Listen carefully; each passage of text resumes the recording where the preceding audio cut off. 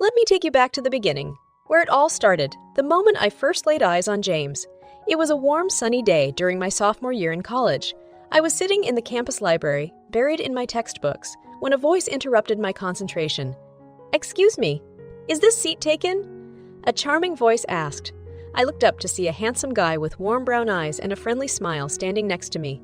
"Oh no, it's not taken," I replied, slightly blushing at the unexpected attention. He sat down beside me, extending his hand. "I'm James, by the way." "Chloe," I said, shaking his hand. "Nice to meet you, James." From that moment on, we became inseparable. We spent countless hours in the library together, but it wasn't just about studying. We talked about everything, our dreams, fears, and aspirations. There was an instant connection, a sense of comfort and familiarity that made it feel like we had known each other for years. As we spent more time together, we discovered shared interests and hobbies. We both loved hiking, trying out new restaurants, and binge, watching our favorite TV shows. But it was more than just shared activities.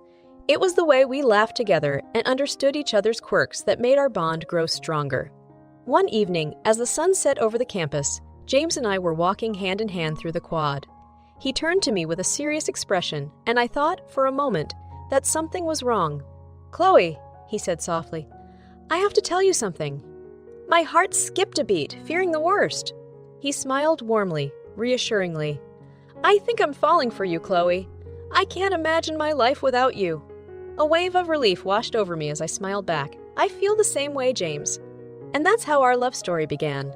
We continued to build our relationship, cherishing each moment and supporting each other through the ups and downs of college life. Our love only grew stronger as we navigated through challenges, learning more about ourselves and each other with every passing day. One evening, after a delightful dinner at a cozy restaurant, James took me to a spot on campus where the stars shone brightly. He got down on one knee, holding a small box in his hand. "Chloe, will you marry me?" he asked, his eyes filled with love and hope. Tears of happiness welled up in my eyes as I nodded vigorously. "Yes, James, 1,000 times, yes." As he slipped the ring on my finger, the stars seemed to shine even brighter, and the world felt like a magical place. Our wedding day couldn't come soon enough, and as we began planning, I knew in my heart that this love story would be the one for the ages. The months leading up to our wedding were a whirlwind of excitement and anticipation. We poured our hearts into every detail, determined to make it the most special day of our lives. With the support of our families and friends, we crafted a celebration that reflected our love and personalities. As the sun rose on that beautiful morning, I couldn't help but feel a mix of nerves and joy. My bridesmaids, including my sister Emma, surrounded me, helping me get ready. I slipped into my stunning wedding gown, and as I looked at myself in the mirror, I couldn't believe how lucky I was to be marrying James. "Chloe, you look absolutely breathtaking," Emma exclaimed, her eyes brimming with tears. "Thank you, Em. I'm so grateful to have you by my side today," I replied, holding back my own tears. Meanwhile, James was getting ready with his groomsmen. I could only imagine the smile on his face, knowing how much he cherished this day as well. The ceremony took place in a charming garden, adorned with flowers and twinkling fairy lights. The air was filled with anticipation and love. As I walked down the aisle, my heart swelled with happiness as I locked eyes with James, waiting for me at the altar. "You look beautiful," he mouthed, his eyes glistening with love. The ceremony was filled with heartfelt vows, laughter, and tears of joy. We exchanged rings, promising to love and support each other for eternity. And just like that, we were pronounced husband and wife, sealing our love with a kiss. As the sun set, the reception kicked off with lively music and heartfelt toasts. We danced together for the first time as husband and wife, feeling like we were floating on air. Our guests showered us with love and well wishes, and the room was filled with the warmth of friendship and family. During the evening, my dad gave a touching speech, his voice filled with pride.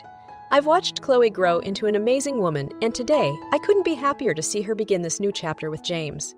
May your love continue to grow, and may you always find strength in each other. My heart swelled with love and gratitude for my dad's words. Then, James took the microphone, his eyes locked on mine. "Chloe, you are the love of my life, and today I feel like the luckiest man in the world. I promise to always cherish and support you through the good times and the bad. Let's make every day a celebration of our love," he said, his voice filled with sincerity. Tears streamed down my cheeks as I smiled at him. I love you, James. You make me the happiest woman alive." The night continued with laughter, dancing, and unforgettable memories. We cut the cake, tossed the bouquet, and shared heartfelt moments with our loved ones. It truly was the perfect wedding, a day we would cherish for the rest of our lives. As the evening drew to a close, James and I stole a moment alone, standing under a canopy of stars. Hand in hand, we looked into each other's eyes, knowing that this was just the beginning of our love story. Together, we were ready to take on whatever life had in store for us, knowing that as long as we had each other, we could conquer anything. The initial months of our marriage were filled with blissful happiness. James and I reveled in our newfound roles as husband and wife, cherishing every moment together. But as time went on, a longing began to grow within James, the desire to start a family. One evening, as we sat on the couch together, James broached the topic hesitantly. I nodded, sensing the seriousness in his tone. "Of course, James. I love you too, more than words can express." He took a deep breath, searching for the right words. "I've been thinking a lot lately, and I really want to have children. I want to share this love we have with a little one, our own flesh and blood." My heart sank as I saw the longing in his eyes. I wanted nothing more than to give him the happiness he desired, but the truth weighed heavily on my shoulders. "I want that too, James. More than anything," I said, my voice wavering. "But we've been trying and I can't get pregnant." His face softened with understanding, and he gently took my hand in his. "Chloe, it's okay. We'll figure it out together. We can see a doctor, explore our options." His words brought a glimmer of hope, but deep down, I couldn't help but feel like I was failing him. Each month that passed without a positive pregnancy test, the tension between us grew. We started visiting specialists, hoping for answers and solutions. But as the tests and treatments piled up, I felt myself becoming more and more disheartened. James was supportive, but the weight of his unfulfilled desire hung heavy in the air between us. One night, after yet another doctor's appointment, we found ourselves sitting in silence at the kitchen table. The atmosphere was heavy with unspoken thoughts and emotions. "I'm sorry, James," I finally whispered, tears welling up in my eyes. "I wish I could give you the family you want." He reached across the table and gently wiped away a tear from my cheek. "Chloe, I love you. It's not about having children. It's about us, about our love. We'll get through this together, no matter what happens." His words brought a sense of comfort, but the pain of not being able to fulfill his desire gnawed at my heart. I felt like I was letting him down, like I couldn't give him the life he had dreamed of.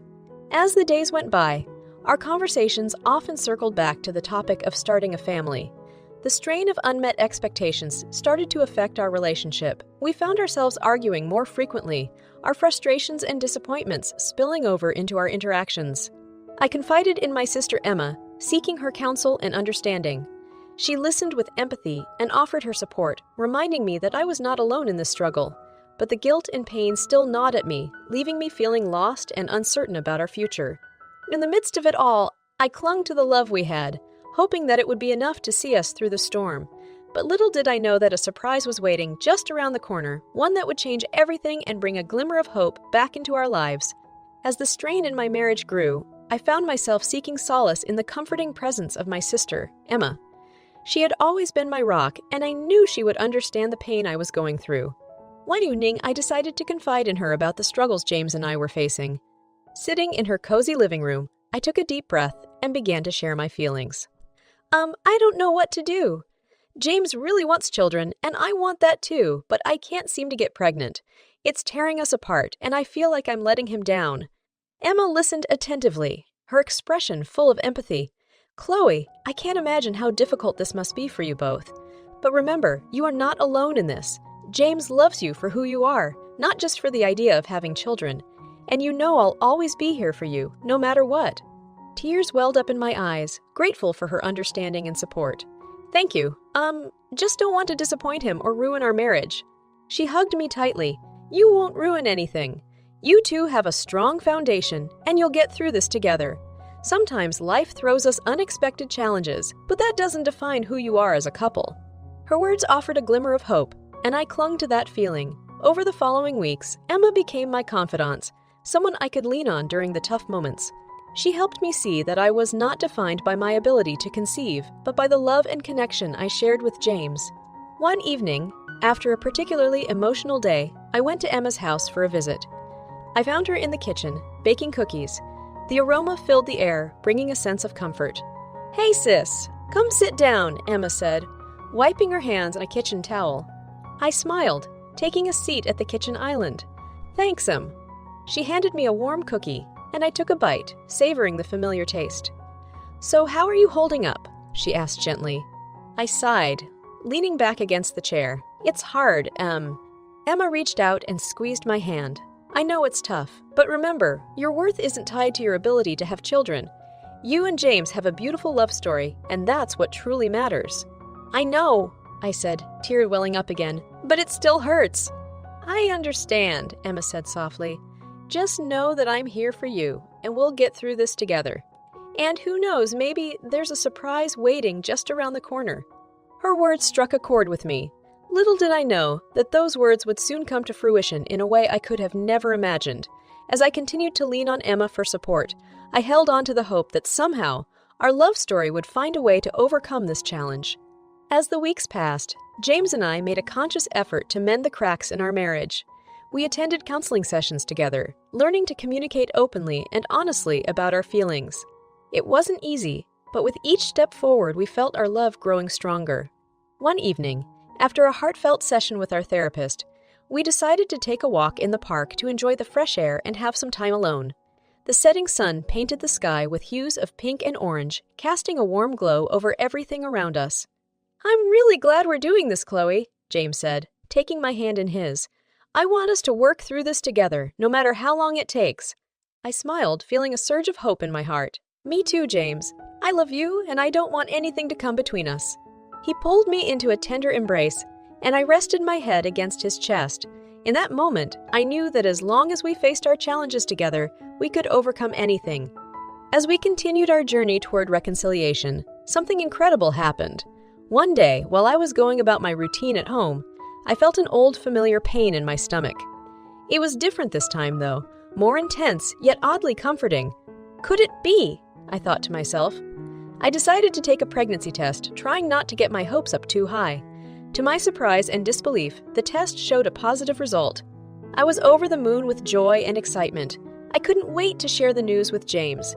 With trembling hands and a heart full of anticipation, I walked into the living room where he was sitting. "James," I said, my voice quivering with emotion, "I have something to tell you." He looked up, a hint of concern in his eyes. "What is it, Chloe? Is everything okay?" I smiled, tears of happiness brimming in my eyes. "Everything is more than okay. James, I'm pregnant." His eyes widened with astonishment, and then a radiant smile spread across his face. "Are you serious? Oh my goodness, Chloe! That's incredible news! I can't believe it!" He rushed over to me, engulfing me in a tight embrace. We laughed and cried tears of joy, feeling an overwhelming sense of gratitude for the miracle growing inside me. From that moment on, our lives were filled with a renewed sense of hope and happiness. We visited the Ob-Gyn regularly, making sure that our little one was growing healthily. As we sat in the doctor's office during one of the appointments, the ultrasound screen displayed our tiny bundle of joy. Tears filled my eyes as I looked at James, who was equally moved by the sight. "Isn't it amazing, James? We're going to be parents," I whispered, my heart swelling with love. He nodded, his voice filled with awe. "I can't wait to meet our little miracle." Together, we navigated the journey of pregnancy with excitement and anticipation. Every milestone, every little kick brought us closer as a couple. One day, at 17 weeks pregnant, I was sitting at work when a sudden sharp pain hit my stomach. Concerned, I decided to leave and get checked out by the doctor. Little did I know that this day would bring an unexpected twist to our love story, one that would test us once again and reveal the strength of our bond. The sharp pain in my stomach had me worried, and I knew I couldn't ignore it. Determined to ensure everything was all right with our precious baby, I decided to take time off work and drive to the hospital. Arriving at the hospital, I went up to the receptionist, trying to maintain my composure. "Excuse me, I don't have an appointment today, but I'm having strange stomach pains, and I'd like to get checked out." The receptionist checked her computer screen and replied, "Actually, you do have an appointment scheduled for today. Please wait, and someone will call you soon." Surprised, I thought to myself, maybe I forgot about the appointment in the midst of everything else. I took a seat in the waiting area, anxiously hoping that the pain wasn't a cause for concern. As an hour passed without anyone calling me, my anxiety grew. I approached the receptionist again, trying to hide my worry. "Excuse me, it's been an hour. How much longer do I need to wait?" The receptionist looked apologetic. "I'm so sorry. We seem to have overlooked your appointment. Let me find out what's going on." She checked with the medical staff, and finally, someone came out to guide me to the doctor's office. The sign on the door read occupied, but I was assured that it would be my turn soon. Knocking on the door, I waited for a response. When it opened, I was taken aback to see a nurse standing there, looking surprised. "Can I help you?" she asked. "Yes, I'm Chloe," I said, my voice shaking slightly. "I had an appointment, and I've been waiting for over an hour."